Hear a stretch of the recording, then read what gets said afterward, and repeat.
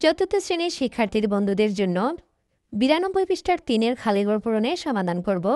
এখানে ১ নম্বরে বলা হয়েছে ২ ভাগের ১ সমান ১২ ভাগের উপরে খালিঘর দেওয়া আছে, অর্থাৎ এই খালিঘরে আমাদের সঠিক সংখ্যাটা বসাতে হবে।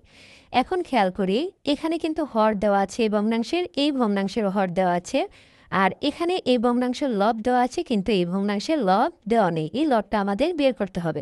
তাহলে কিভাবে বের করব খেয়াল করি।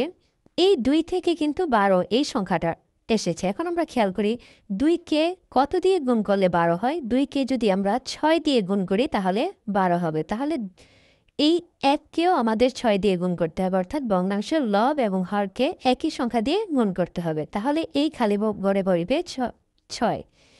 এবার আমরা দ্বিতীয় নম্বর অঙ্কটি সমাধান করব। ৬ ভাগের ৫ সমান, এখানে ভগ্নাংশের লব দেওয়া আছে, হরটা বের করতে বলা হয়েছে। তা এখন খেয়াল করি ৫-এর থেকে ১০ আসছে, অর্থাৎ এই সংখ্যাটা ৫ থেকে এসেছে। তাহলে ৫কে কত দিয়ে গুণ করলে ১০ হয়। এখন আমরা কত দিয়ে গুণ করলে ১০ হয় সেটা কীভাবে বের করব। ৫ দিয়ে আমরা ১০কে ভাগ করব, ৫ দুগুণে ১০। তার মানে ৫কে যদি আমরা ২ দিয়ে গুণ করি তাহলে কিন্তু ১০ হবে। ৫কে যদি ২ দিয়ে গুণ করি তাহলে ১০ হবে।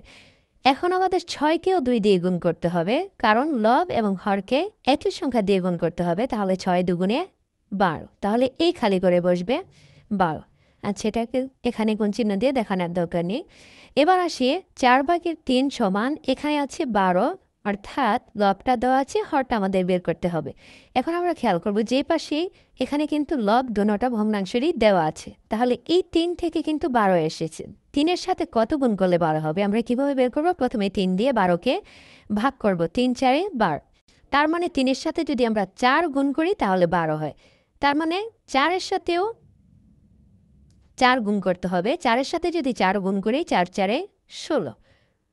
এখন আমরা চতুর্থ নম্বর অঙ্কটি সমাধান করব। ৮ ভাগের ৭ সমান ২৪ ভাগের খালিঘর।